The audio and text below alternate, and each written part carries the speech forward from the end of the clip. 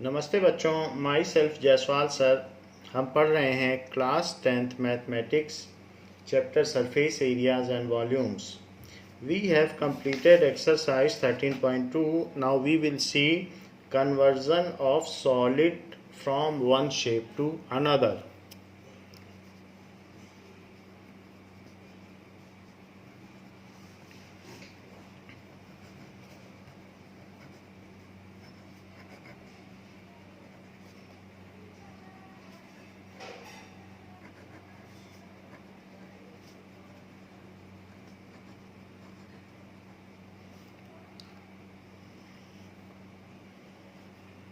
कई बार ऐसे solid shapes होते हैं जैसे कि मेटल को हम कास्ट मेल्टिंग कर सकते हैं। कोई क्यूबॉइड मेटल शीट आपने बाज़ार से ख़रीदी एंड उसकी जब मेल्टिंग करके रिकास्टिंग करते हैं तो आप उससे छोटे छोटे स्फेरिकल बॉल्स बना सकते हैं।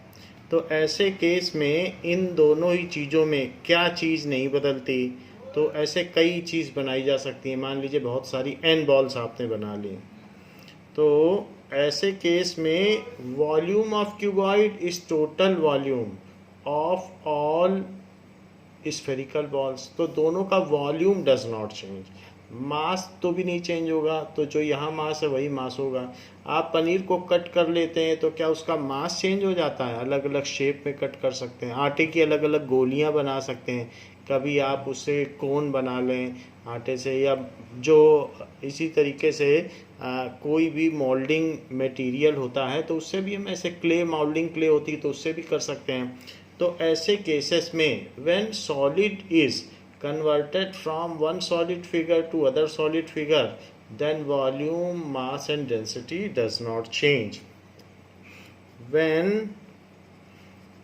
solid get converted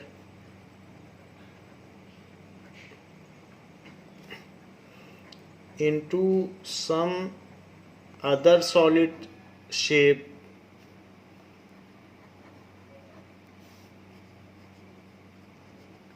देन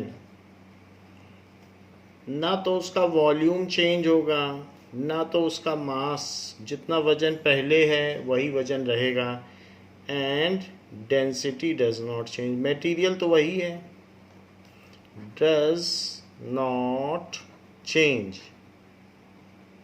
तो ये सारी चीज़ें बदलती नहीं हैं। Now so questions are based on this topic only. Example number 8.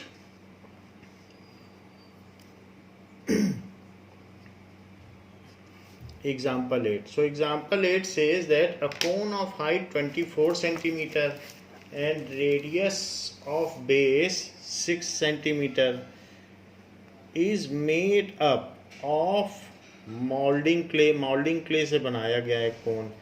A child reshapes in the form of sphere. बच्चा उसको स्फीयरिकल बना देता है। Find the radius of sphere. तो पहले वो कोन के शेप में था, उसको स्फेरिकल बना दिया गया है।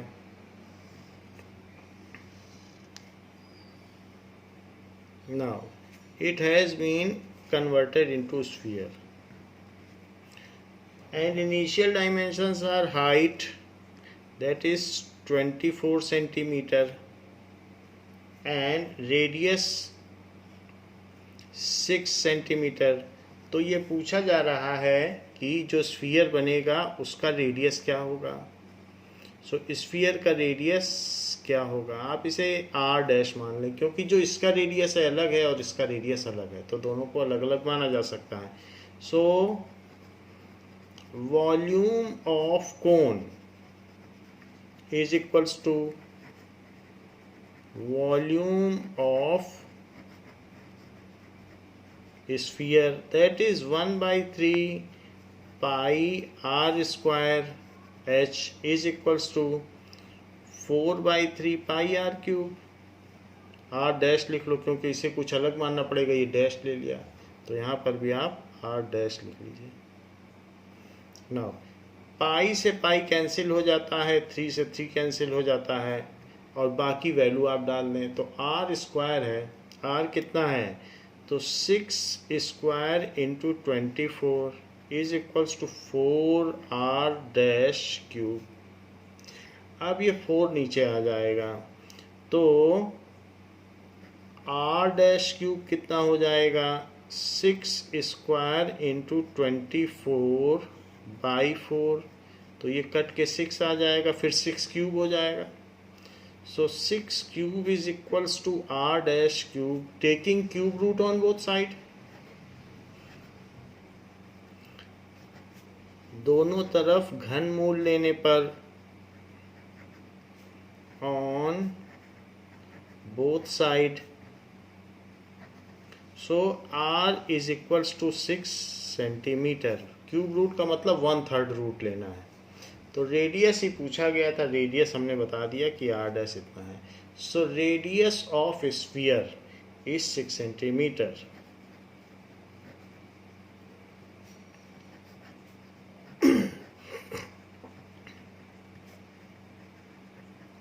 क्वेश्चन नंबर 9, एग्जाम्पल 9 में क्या कह रहा है?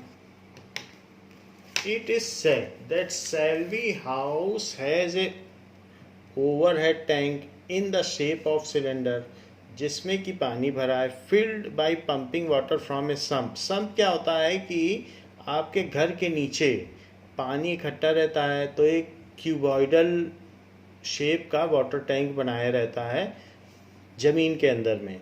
सो underground tank which is in the shape of cuboid. The sump has dimension 1.57 into 1.44 into 95।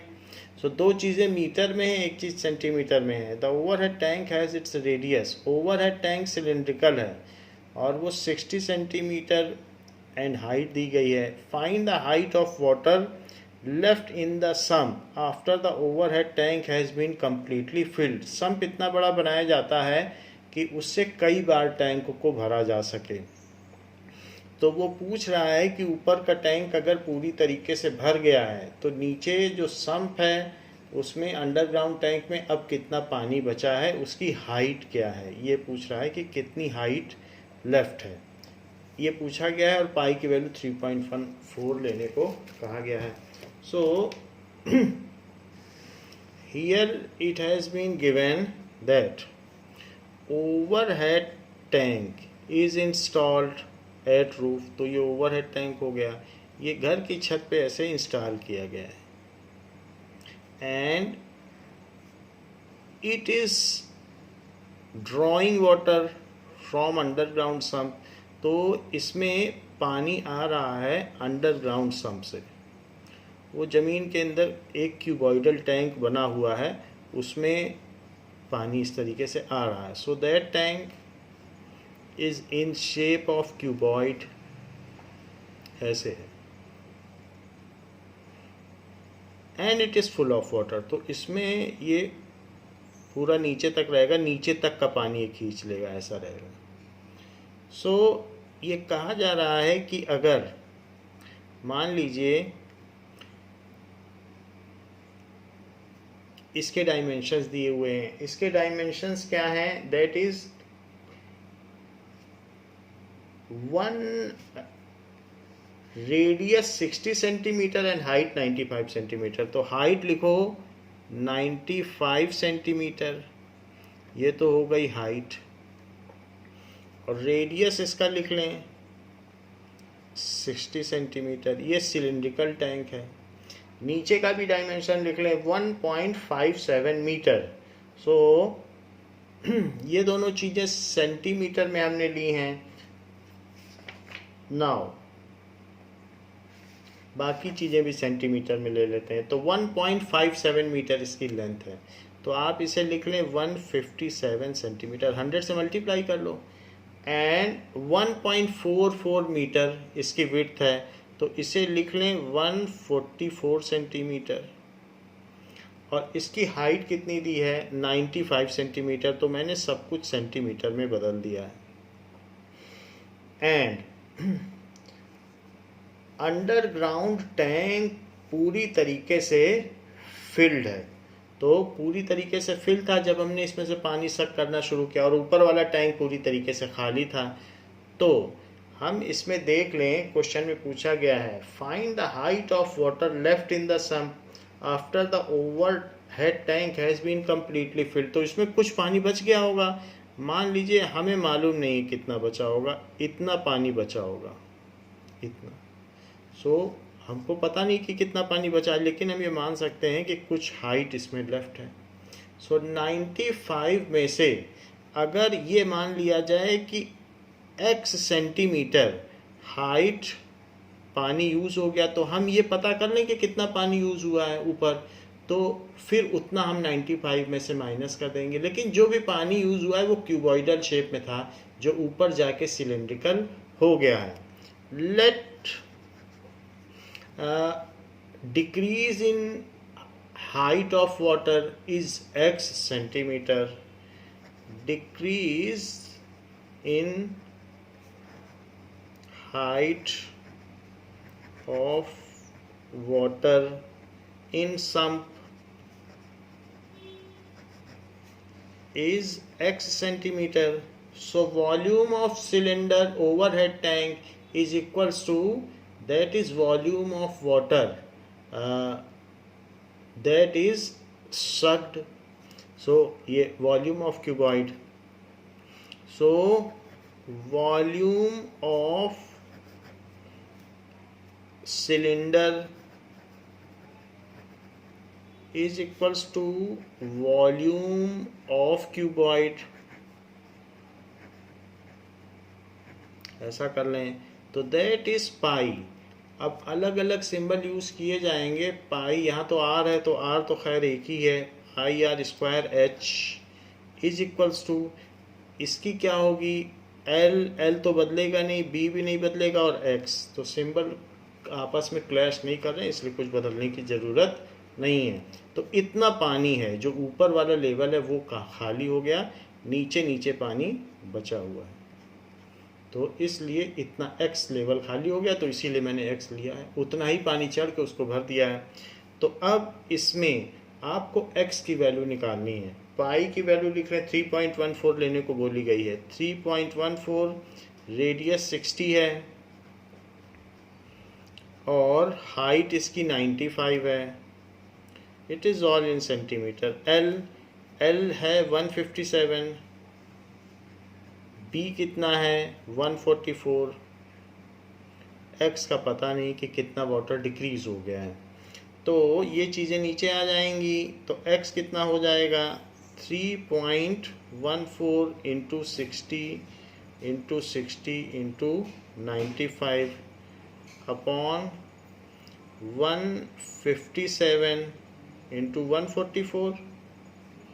ये चीज़ अगर डेसिमल हटाया जाए तो नीचे 100 बढ़ाया जा सकता है, और ऐसे केस में 157 इससे 2 से कट जाएगा, 2 से कटने के बाद यहाँ 72 आ जाएगा, 72।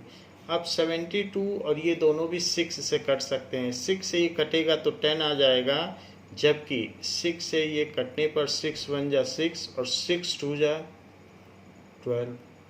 6 से ये भी कट सकता है, तो यहाँ 10 आ जाएगा और यहाँ पर 6 2 जा 12 आ जाएगा। इस जीरो और इस जीरो से ये जीरो और ये जीरो कट सकते हैं, तो 95/2 आ गया।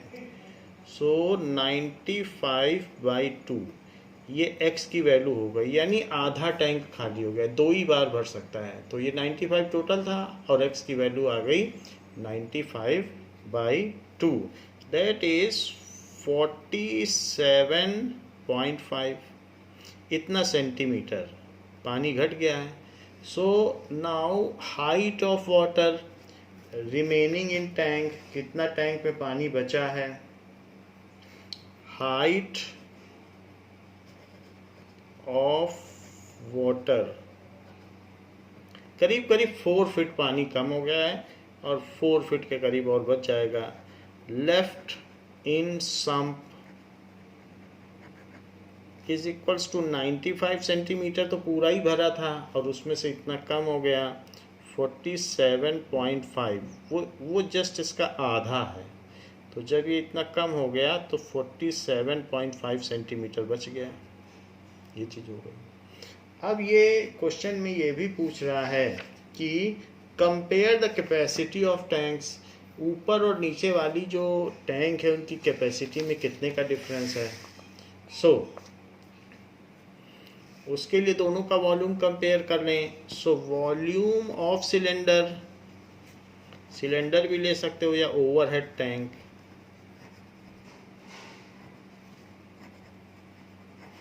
Upon volume of sump. Volume भी लिख सकते हैं, कैपेसिटी भी लिख सकते हैं, that is pi R square H, और नीचे लिखेंगे एल बी एच, लेकिन अब एच नहीं लिख सकते क्योंकि सिंबल फिर क्लैश कर जाएंगे, तो इसलिए एल बी एच डैश लिख लो, दोनों का एच अलग अलग है। It is 3.14 into 60 into height कितनी है 95, जबकि नीचे क्या है 157 इंटू 144 इंटू 95 से 95 कट जाएगा, डेसिमल हटेगा तो यहाँ 100 बढ़ जाएगा, और 100 के 2 ज़ीरो इसके 2 ज़ीरो से हट जाएंगे, इससे ये कट के 2 आ जाएगा, 6 से इसे कट करेंगे तो 6 2 जा 12 और 6 4 जा 24, फिर इससे कट करेंगे तो 6 4 जा 24, फिर 2 से कट होगा तो 2, तो अल्टीमेटली 1/2 बचा, यानी जो कंपेयर करना है, so volume of overhead tank upon volume of sump, so is 1/2। इस तरीके से ये इनकी कैपेसिटी है। So capacity of tank is half of the capacity of sump. ऐसे भी लिख सकते हैं, कैसे लिख सकते हैं कि कैपेसिटी ऑफ टैंक को वहीं रहने दो और हाफ को यहाँ लिख लो, और कैपेसिटी ऑफ सम्प को इधर ले जाओ, ये चीज़ नीचे की चीज़ इधर जाएगी तो इनटू हो जाएगी ऊपर में, तो that is capacity of sump. तो ओवरहेड टैंक की कैपेसिटी सम्प की कैपेसिटी की हाफ है, यही इसका कंक्लूडिंग स्टेटमेंट हो जाएगा। नाउ एग्जाम्पल 10 में क्या पूछा गया है, that is a copper rod of diameter 1 centimeter and length 8 centimeter is drawn into a wire of length 18 meter। किसी कॉपर वायर, कॉपर रॉड है, उससे क्योंकि उसमें डक्टिलिटी होती है हम उसको वायर में ड्रॉ कर सकते हैं, तो जो वायर बनेगा वो भी सिलिंड्रिकल होगा। तो पूछा गया है कि उस वायर की थिकनेस क्या होगी अगर हमने उससे 18 मीटर लेंथ का वायर ड्रॉ कर लिया। सो अब किसी कॉपर रॉड से जो कि सिलिंड्रिकल है, यहाँ से हमने वायर बना लिया बहुत पतला, वो भी सिलिंड्रिकल होगा और इस तरीके से काफ़ी आगे तक होगा, तो इससे वायर बना लिया। जो कॉपर रॉड थी उसका डायामीटर 1 सेंटीमीटर था एंड लेंथ 8 सेंटीमीटर थी। जो ये हमने वायर लिया है वो 18 मीटर का है, सो 18 मीटर लेंथ हो गई, और इसका थिकनेस ऑफ वायर पूछा जा रहा है, तो ये पूछा जा रहा है कि डायामीटर क्या होगा, ये चीज़ पूछी जा रही है। तो जो इसका वॉल्यूम है वही इसका वॉल्यूम है, क्योंकि conversion of shape does not change the volume, so इसलिए volume of rod is equals to volume of wire, volume of rod is equals to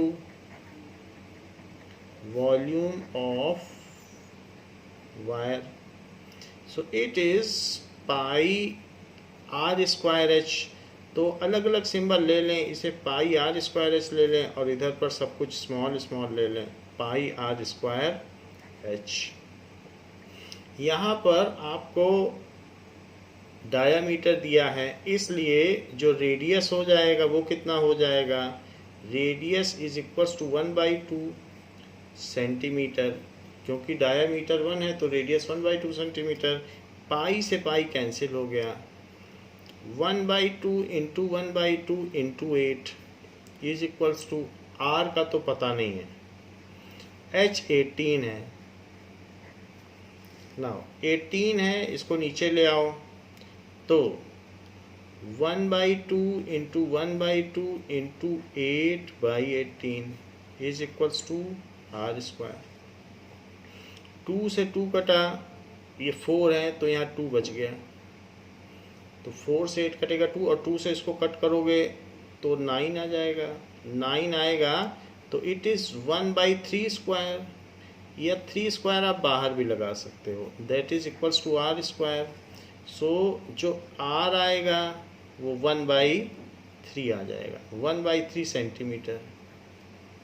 1/3 centimetre है तो थिकनेस क्या होगी, that is diameter, it is 2r। तो it is, और कुछ चीज़ें देखें कि हमारे पास क्या क्या ये था, ये मीटर में है तो इसको हमने मीटर में नहीं लिया है इसलिए गड़बड़ हो गई है। ये 18 मीटर है, सो 18 मीटर को हमें बदल लेना चाहिए था 1800 सेंटीमीटर में, तो ये 1800 हो गया। तो यहाँ पर भी 1800 लिखो क्योंकि 1800 दिया है। 1800 देने पर ये 900 हो जाएगा। अब 900 होगा तो 900 किसका स्क्वायर होता है, 1/30 का, तो इसलिए ये चीज़ बदल जाएगी। नाउ ये 1/30 हो जाएगा, 1/30 का स्क्वायर, और 1/30 होगा तो रेडियस भी 1/30 होगा, तो 2 into 1/30, so it is equals to 2 से कट के ये 15 आ जाएगा, सो इट इज़ 1/15 सेंटीमीटर। तो यहाँ ये चीज़ हमें ध्यान देनी होगी कि यूनिट्स किस में है, यहाँ गलती हो गई तो क्वेश्चन पूरा गलत हो जाएगा। सो इट इज़ 18 मीटर, जो कि हमने इसमें ध्यान नहीं दिया, तो 1800 सेंटीमीटर लिखने पर फिर ठीक हो गया। So the thickness of wire is 1/15 centimetre. The thickness of wire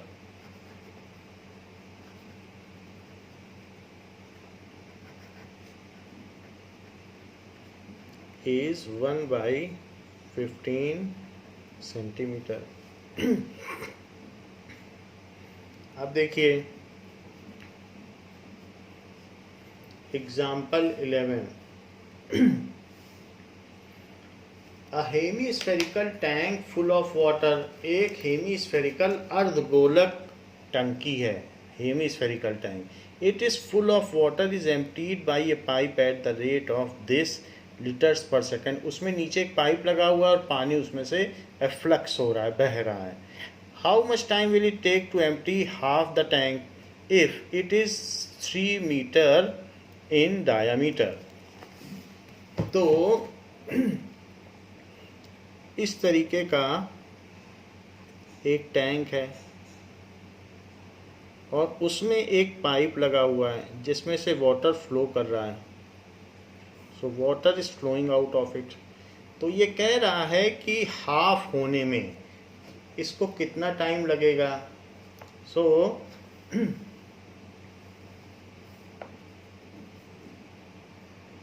that means जितना भी पानी है उसका हाफ कर देना है, उसका हाफ वॉल्यूम चाहिए वो इसमें से निकल जाए। सो उसको निकलने में कितना टाइम लगेगा ऐसे पूछ रहा है, हाफ ऑफ द वाटर को एम्प्टी करने में। तो सबसे पहले तो इसका वॉल्यूम निकाल लें। इसका डायामीटर क्या है, 3 मीटर इसका डायामीटर है।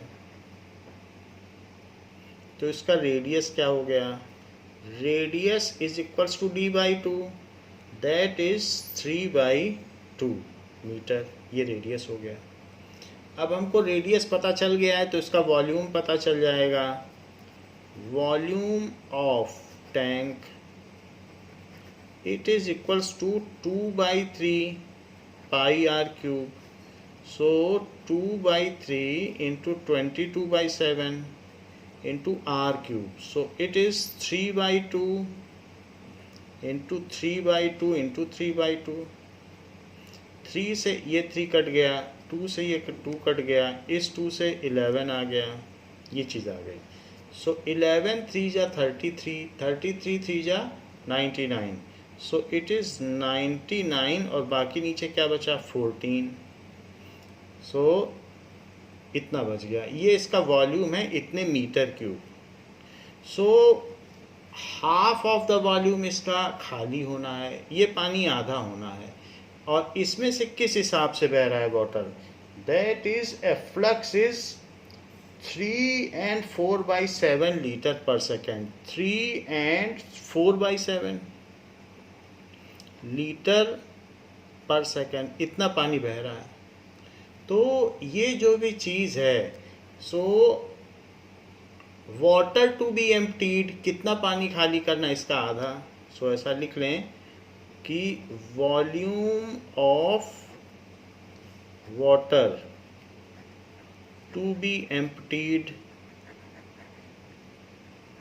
Is equals to half into this volume, volume of tank, volume of tank. आधा पानी इसमें से हमें निकालना, तो हाफ कर दें, that is half into 99/14 metre cube. इतना पानी आपको निकालना है। बट जो भी वाटर आपको निकालना है वो मीटर क्यूब में है, तो मीटर क्यूब को बदला जा सकता है लीटर में। 1 मीटर क्यूब की जो पानी की टंकी होती है जो हमारे घर के ऊपर, उसमें 1000 लीटर पानी आता है, यानी 1 मीटर हर एक है जो 100 सेंटीमीटर, काफ़ी बड़ी टंकी होगी क्यूबॉइडल, तो उसमें 1 मीटर क्यूब में 1000 लीटर आता है। तो आप उसी हिसाब से बदल लें, तो नीचे लिख लें 1 metre cube unit factor method और ऊपर लिख लें 1000 लीटर। तो इस तरीके से दोनों चीज़ें इक्वल हैं तो 1 माना जाएगा, हमने 1 से मल्टीप्लाई कर लिया, मीटर क्यूब कट गया। सो दिस इज़ 99/28 और 30 और लग जाएगा, इतने लीटर हो गया। तो ये उस टैंक की कैपेसिटी है। 2 से और कट करना चाहें तो कट कर सकते हैं, 4 से भी कट हो सकता है। तो अब ये इतने लीटर हो गया। अब जरा देखें कि यही वॉल्यूम खाली करना है और 1 सेकंड में कितना खाली हो रहा है। 1 सेकंड में एवरी सेकंड इतना हो रहा है, 7 3 जा 21 और +4 25/7 लीटर पर सेकंड में हो रहा है। So time taken is equals to, so time duration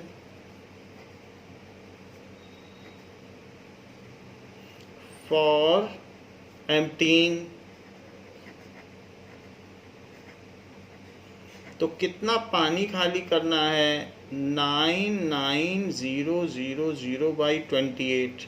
तो that is the volume to be emptied divided by rate of water efflux. तो ये फार्मूला भी लिख लें कि कितना पानी खाली करना है और किस रेट से खाली हो रहा है। So volume to be emptied, कितना हमें एम्प्टी करना है, अपॉन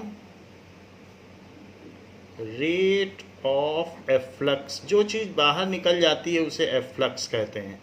तो इट इज़ 99000/28 लीटर, क्योंकि मीटर क्यूब को हमने 1000 से मल्टीप्लाई करके लीटर में बदल दिया। अब इसको डिवाइड करो एफ्लक्स के रेट से, तो रेट ऑफ एफ्लक्स क्या है, 7 3 जा 21 +4 25/7, सो 25/7 लीटर पर सेकेंड, ये है रेट ऑफ एफ्लक्स। तो इट इज़ 99000 डिवाइडेड बाई 28। ये तो लीटर ऐसे ही रहेगा, यहाँ इंटू होके 7/25 हो जाएगा और लीटर पर सेकंड नीचे चला जाएगा, क्योंकि यूनिट भी नीचे चली जाएगी, बाद वाली चीज़ पलटती है। तो लीटर से लीटर कट गया, सेकंड ऊपर आ जाएगा, ये 4 आ गया और ये है 25। सो 25, अब किसी भी चीज़ से आप काट लें, सो 25 से इसको कट कर लें, 25 1 जा 25, तो 25 से अलग से कर लो। 99000, 25 3 जा 75, so it is 44, so 24, it is 24. now 24 और 0 तो 25 9 जा 225 and it is 5 1, तो एक ज़ीरो यूज़ हो गया, एक ज़ीरो और लगाइए तो 6 आ जाएगा। 150, फिर भी एक ज़ीरो बच गया तो एक ज़ीरो और लगा दीजिए। सो 3960, 3960/4 सेकंड है, तो सेकंड इधर रह गया।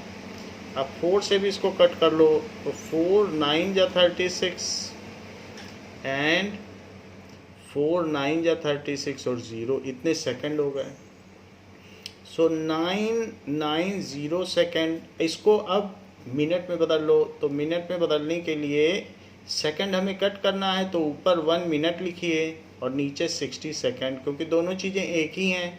तो सेकंड से सेकंड कट हो जाएगा, 0 से 0 कट जाएगा, और ये 6 है तो 6 से इसको कट करें। तो 6 से अगर हम इसको कट करेंगे तो 6 1 जा 6 और ये आएगा 39, तो 6 जा 36, फिर भी 5 बचेगा, फिर कितना बचेगा 39, 6 3 बचेगा, तो 6 5 जा 30, तो it is 16.5 minute. So time for emptying the tank will be 16.5 minute. Time duration is 16.5 minute. तो इस क्लास के लिए बच्चों इतना ही। एक्सरसाइज के क्वेश्चंस, एक्सरसाइज 13.3 के क्वेश्चंस हम नेक्स्ट क्लास में करेंगे। थैंक यू बच्चों।